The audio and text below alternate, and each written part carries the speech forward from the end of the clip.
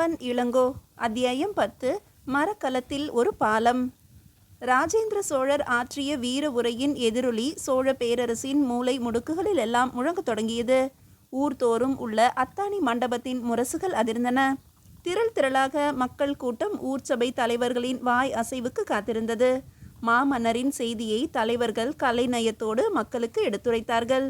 சக்கரவர்த்தியின் முகப்பொலிவு, அவரது நெடுந்தோற்றம், ஏறு நடை, வீர பார்வை, செங்கோலின் பொன்னொளி இவ்வளவையும் வர்ணித்துவிட்டு பெரும் சபையின் பேரெழில் காட்சியை மக்கள் கண் முன்னே கொண்டு வந்தார்கள்.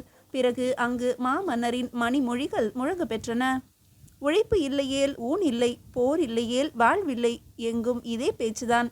இந்த பேச்சே அவர்தம் உயிர் மூச்சு. வான்மழை கண்ட பயிரென சோழ வளநாடு தன் வாழ்க்கை போராட்டத்தின் மூல சக்தியை வளர்க்க தொடங்கியது. எங்கு பார்த்தாலும் புத்துணர்ச்சி, எங்கு திரும்பினாலும் புதிய ஆவேசம், எங்கும் சுறுசுறுப்பின் களியாட்டம். இளங்கோவேல் தஞ்சை மாநகரை சூழ்ந்திருந்த சிற்றூர்களில் சில தினங்கள் உலவிவிட்டு அரண்மனைக்கு வந்து சேர்ந்தான். மாமன்னரை தனிமையில் கண்டு மக்களிடம் தான் கண்டு வந்த புதிய விழிப்பை விவரித்தான். படையில் சேர்வதற்காக இளைஞர்களின் கூட்டம் துடிதுடிக்கின்றது. உழவர்களோ ஒரு களம் விளைந்த மண்ணில் 3 களம் நெல் விளைவிப்போம் என்று மார்த்தட்டுகிறார்கள் என்றான். மகிழ்ச்சிக்குரிய செய்தி என்றார் சக்கரவர்த்தி.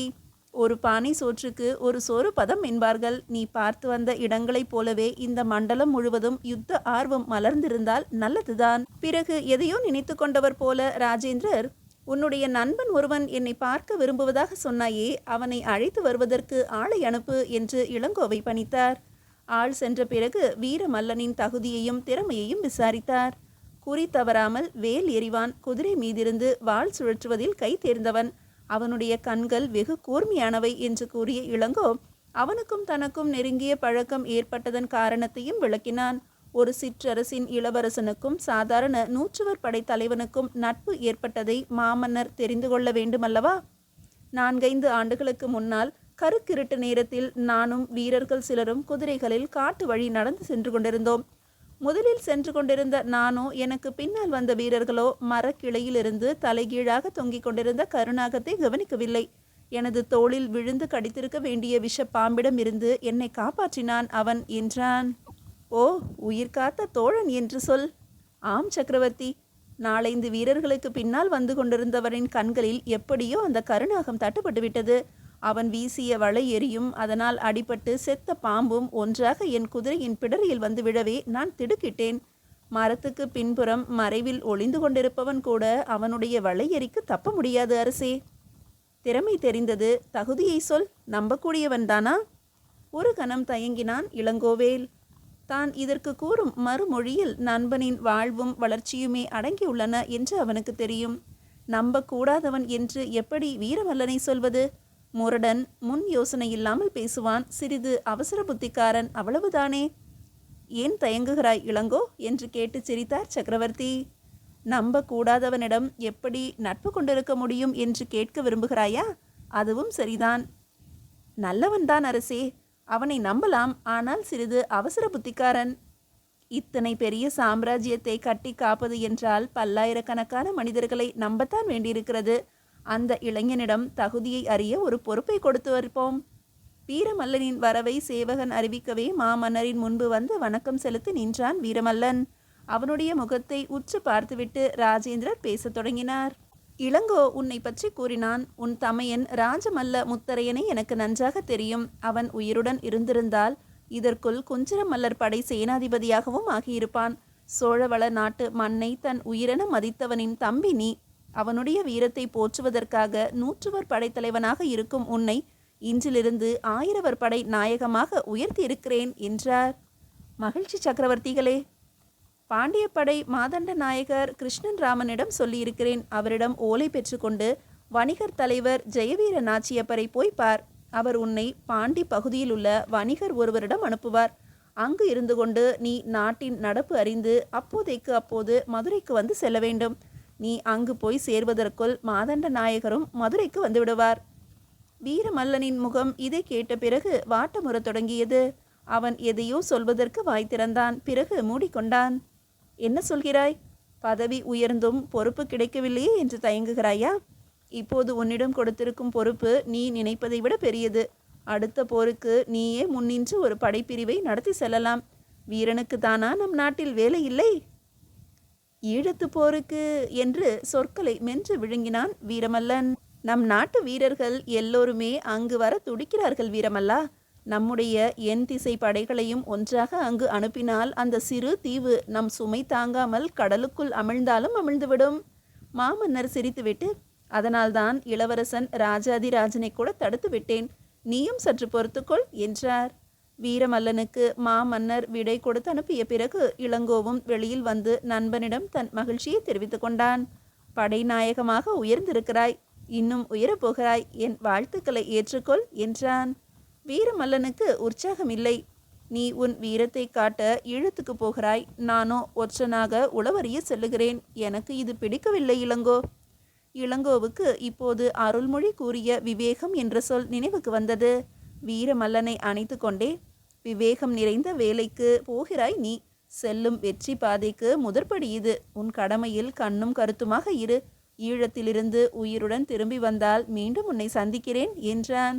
பிறகு நண்பர்கள் இருவரும் பிரிந்தனர். சித்ரா பௌர்ணமிக்கு பிறகு வைகாசி முழு நிலவும் வந்தது.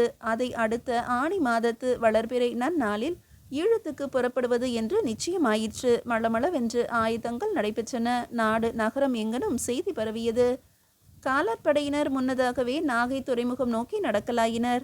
குதிரைப்படையும் அடுத்தாற்போல விரைந்தது. வேழங்கள் ஈழம் செல்லவில்லை என்றாலும் நாட்டு மக்கள் ஊக்கம் பெறுவதற்காக குஞ்சர மல்லர்களை தம்மோடு நாகை வரையிலும் யானைகள் மீது அமர்ந்து வர பணித்திருந்தார் சக்கரவர்த்தி. தஞ்சை அரண்மனையின் கீழ் வாயில் மதில் சுவருக்கு வெளியே அசைந்தாடும் மலைத்தொடர் வரிசைகளென பல 100 யானைகள் காத்து நின்றன. தஞ்சை பெரிய கோயிலுக்கு சென்று சிவபெருமானை அஞ்சலி செய்துவிட்டு திரும்பியிருந்தார் ராஜேந்திரர். அவரோடு இளங்கோ, வல்லவரையர், மதுராந்தக வேளார் ஆகியோரும் சென்று வந்தனர். இளங்கோவேல் அந்த புறத்துக்கு சென்று பெரிய குந்தவியாரிடமும் மகாராணி வீரமாதேவி முதலியவர்களிடமும் ஆசி பெற்றுக்கொண்டு தன் தாயார் ஆதித்த பிராட்டியிடமும் சென்றான். தஞ்சை மாநகர் பொறுப்பையும் மதுராந்தக வேளார் ஏற்க வேண்டி இருந்ததால் அவர் குடும்பமே தஞ்சை அரண்மனைக்கு வந்து விட்டிருந்தது. ஆதித்த பிராட்டியார் பொங்கி வரும் பாச வெள்ளத்துக்கு அணை போட முடியாத நிலையில் தமது மகனை அணைத்து கொண்டு அந்த அணைப்பிலிருந்து அவனை நழுவ விட மனமில்லாமல், வெற்றி வீரனாக திரும்பி வா மகனே என்று விடை கொடுத்தாரே தவிர அவரது பிடி தளரவில்லை. அவரது கண்களில் வழிந்த ஊற்று பெருக்கை இளங்கோ துடைத்துவிட முயன்றபோது, துடைக்காதே மகனே, இது ஆனந்த கண்ணீர் என்று சொல்லி தடுமாறினார். ஒரே மகன், அவனுக்கு முன்னும் பின்னும் அவன் ஒருவனேதான். சக்கரவர்த்திகளும் சாமந்த நாயகரும் உனக்காக காத்து கொண்டிருக்கிறார்கள் இளங்கோ என்ற குரல் கேட்டு ஆதித்த பிராட்டியார் திரும்பி பார்த்தார். அங்கே சிலை போல நின்று கொண்டிருந்த தம் கணவரின் உருவத்தை கண்டவுடன் அவரது கரம் தானாக நழுவி இளங்கோவுக்கு விடுதலை அளித்தது. அருள்மொழியிடம் சொல்லிக் கொள்ள வேண்டும் என்பதற்காக இளங்கோ சுற்றுமுற்றும் பார்த்தான். அவன் கண்களில் அவள் தென்படவில்லை. இதற்குள் மதுராந்தக வேளார் முன்னால் விரைந்து செல்லவே அவரை பின்பற்றி கூடத்துக்குள் சென்றான். பெண்களின் கூட்டமும் கூடத்தை நோக்கி புறப்பட்டது. கூடத்தின் மையத்தில் கிழக்கே திரும்பிய வண்ணம் சக்கரவர்த்தியும் வல்லவரையர் வந்தியத்தேவரும் நின்று கொண்டிருந்தார்கள். சக்கரவர்த்தியின் மெய்காவலரும் உடனிருந்தார். அவர்களோடு போய் ஒன்று நிற்பதற்கு முன்னால் தன் தந்தையார் முன்பு மண்டியிட்டு அவர் பாதங்களை தொட்டு கண்களில் ஒற்றிக்கொண்டான் இளங்கோ. நான் கூறியது நினைவிருக்கிறதா? முடியோடுதான் நீ திரும்ப வேண்டும் என்றார் பெரிய வேளார். இறைவன் துணை இருப்பான், சென்று வா என்றார். பெண்களுக்கு இடையிலிருந்து ஆரத்தி தட்டும் கையுமாக வெளிப்பட்டு கொண்டிருந்த அருள்மொழி இந்த காட்சியை கண்டாள். மதுராந்தக வேளார் தமது மகனிடம் கூறிய சொற்களை கேட்டாள். அவளை அறியாமல் அவள் கரத்தில் இருந்த பொன் தட்டு நடுங்கியது. அதை இறுக பற்றி கொண்டு முன்னே வந்தாள். வரிசையாக நின்ற 4வருக்கும் தன் வண்ண கரங்களின் வளை ஒலிக்க ஆரத்தி எடுத்தாள். மஞ்சளும் சுண்ணாம்பும் கலந்த செவ்விரத்த குழம்பாக காட்சியளித்தது ஆரத்தி செந்நீர். அதில் பச்சை வெற்றிலை துண்டுகள் மிதந்து கொண்டிருந்தன. ஒவ்வொருவர் நெற்றியிலும் அந்த செந்நீரை திலகமாக இட்டுவிட்டாள் அவள். இளங்கோவின் எதிரில் வந்து அருள்மொழி நின்றபோது இளங்கோவின் இமைகள் தாழ்ந்திருந்தன. அவளை ஏறிட்டு பார்க்கும் மெய் துணிவு அவனுக்கு என்றுமே இருந்ததில்லை. ஆனாலும் அவன் விரும்பாத போதும் அவள் முகம் அவன் விழிகளுக்கு ஒளி கொடுத்தது. தங்க தாம்பாளத்தின் செங்குழம்பில் சுடர் போல பளிச்சிட்டது அருள்மொழி நங்கையின் முகமா அல்லது தேவி பராசக்தியின் திருமுகமா? இளங்கோவின் சிந்தனை நரம்புகள் ஒன்று கூடும் புருவ மத்தியில் அருள்மொழியின் மென்தளிர் விரல் பதிந்தது. அவளுடைய விரலின் ஸ்பரிசத்தையும் செந்நீரின் ஈரத்தையும் ஒருங்கே உணர்ந்தான் அவன்.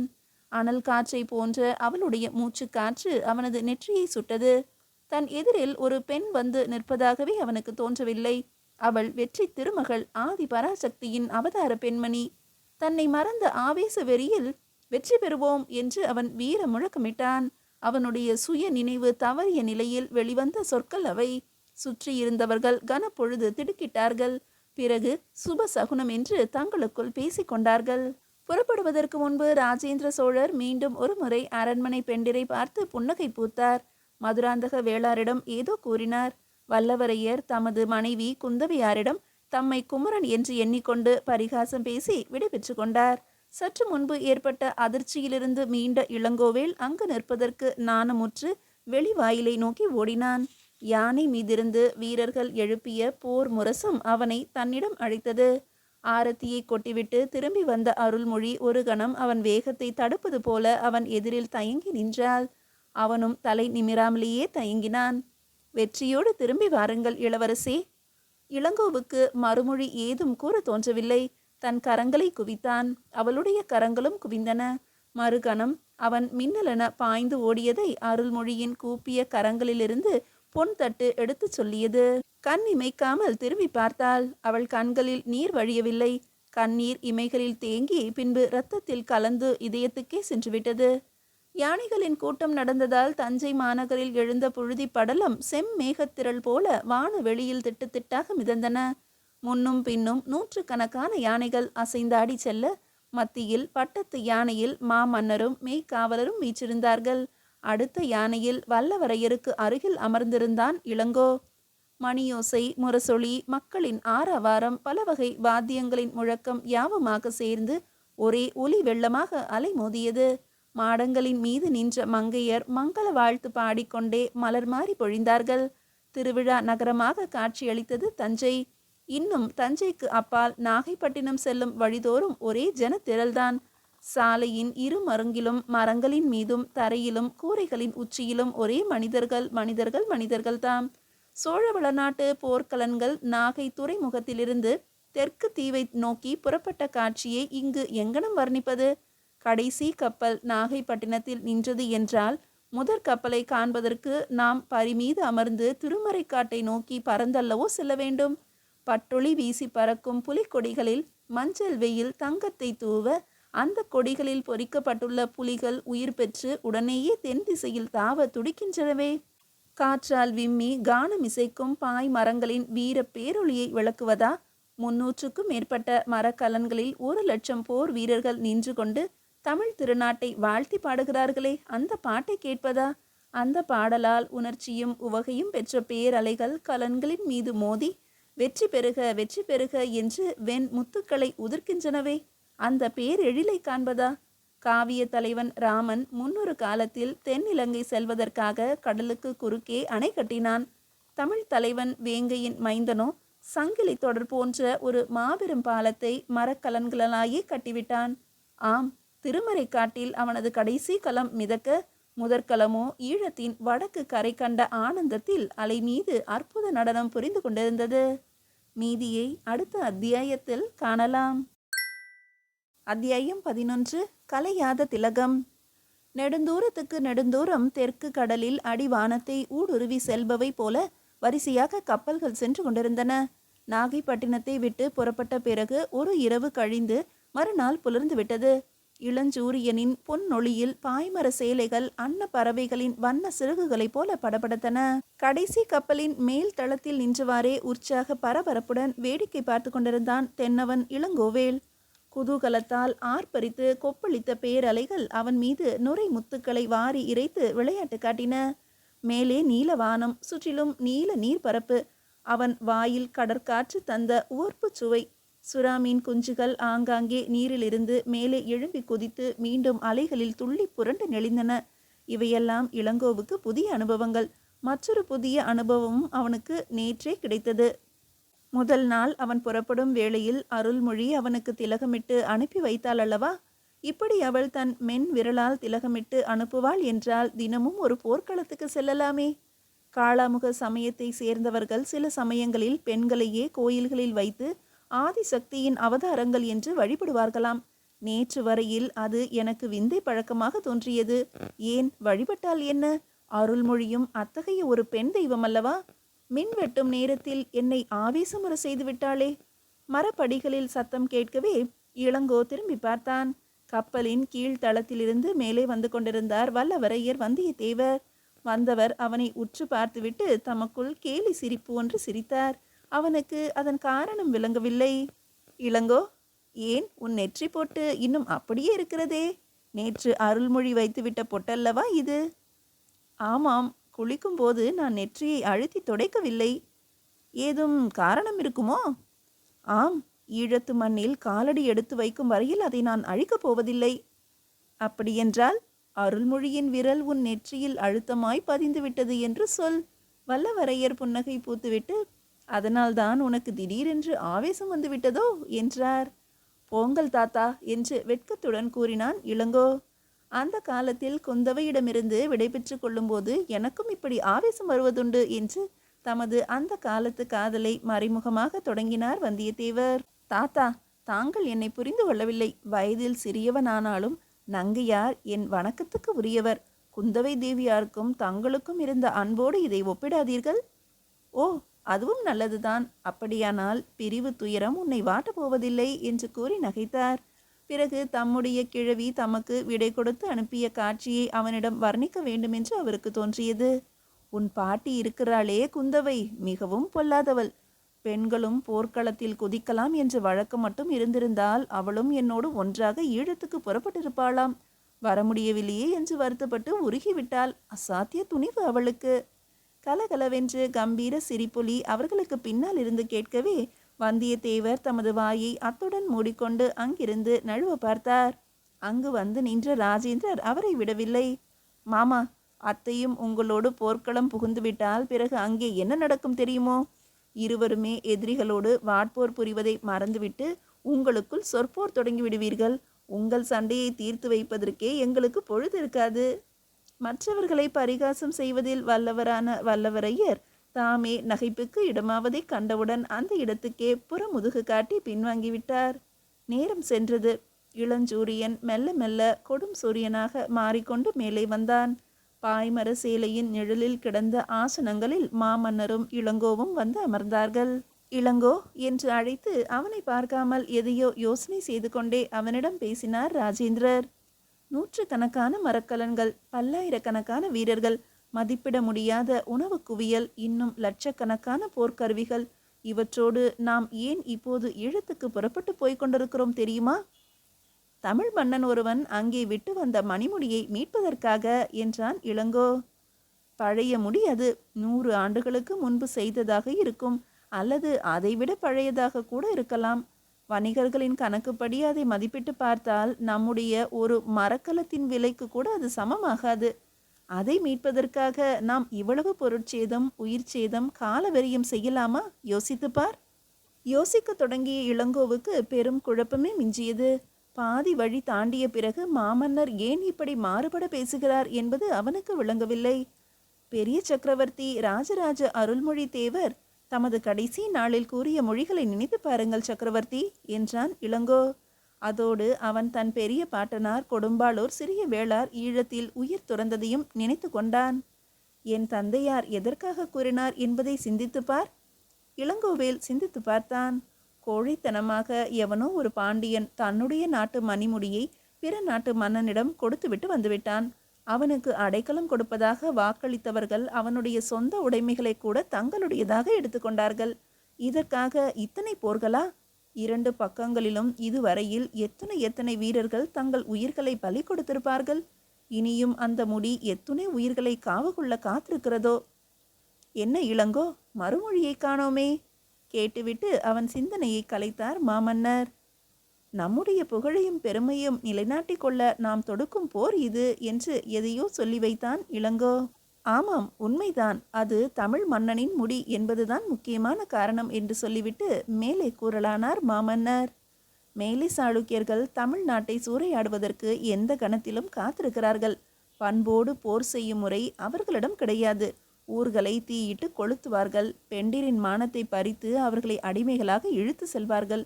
வீரர்களை அங்கஹீனம் செய்து விளையாடுவார்கள். இன்னும் நினைத்து பார்க்க முடியாத இழி செயல்களையெல்லாம் அவர்கள் செய்ய தயங்க மாட்டார்கள். மேலை சாளுக்கியர்களுக்கும் இப்போது ஈழ நாடு செல்வதற்கும் என்ன சம்பந்தம் என்று இளங்கோவேல் நினைக்க தொடங்கிய போது மாமன்னர் மேலே தொடர்ந்து பேசினார். நம்முடைய மக்களை அவர்களைப் போல வெறியர்களிடமிருந்து காப்பாற்ற வேண்டுமானால் நம்முடைய மண்ணில் பிறந்த ஒவ்வொருவருக்கும் நாம் போராட்ட சக்தியை ஊட்ட வேண்டும். ஊக்கமும் உற்சாகமும் தர வேண்டும். மக்களின் மன எழுச்சியை கிளறி அவர்களுக்கு புத்துயிர் தரும் சக்தி நாம் கொண்டு வரப்போகும் மணிமுடியிடமே இருக்கிறது. என்ன?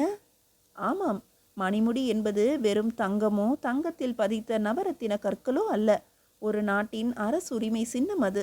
அதனால்தான் தமிழ்நாடு முழுவதும் இப்போது சோழ பேரரசுக்குள் இருக்கிறது என்றாலும் பாண்டிய பகுதி மட்டும் இன்னும் தங்களிடமே இருக்கிறது என்று ரோகணத்து அரசர் பறைசாற்றி கொண்டிருக்கிறார். நமக்கு திரை செலுத்தும் 3 பாண்டியர்களும் அதை ஒப்புக்கொண்டு அதனால் பெருமை வேறு பேசுகிறார்கள்.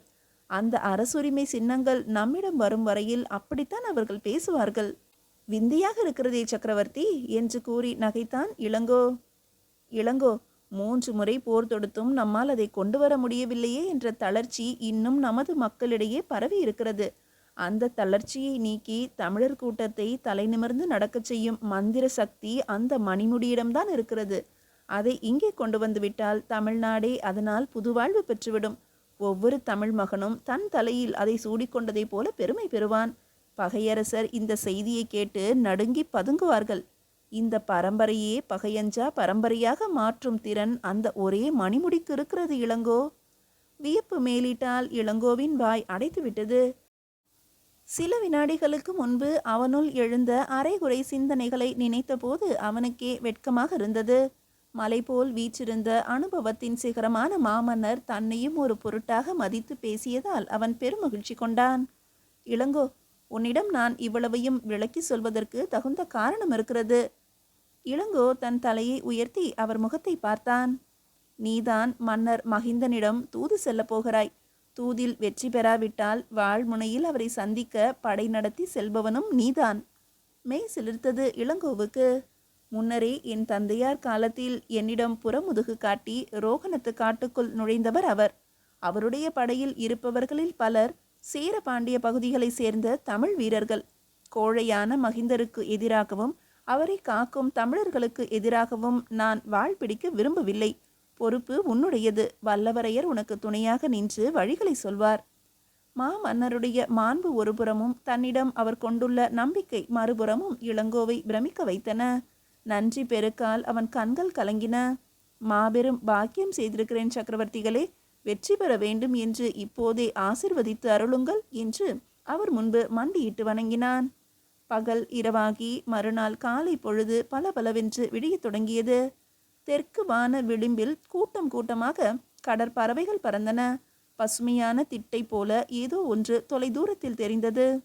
அதோ பார், ஈழமண்டலம் என்று இளங்கோவுக்கு சுட்டிக்காட்டினார் ராஜேந்திரர். பரபரப்போடு இளங்கோவேல் வல்லவரையரிடம் ஓடிப்போய், தாத்தா, இன்னும் என் நெற்றி பொட்டு அழிந்து விடாமல் இருக்கிறதா தாத்தா என்று கேட்டான்.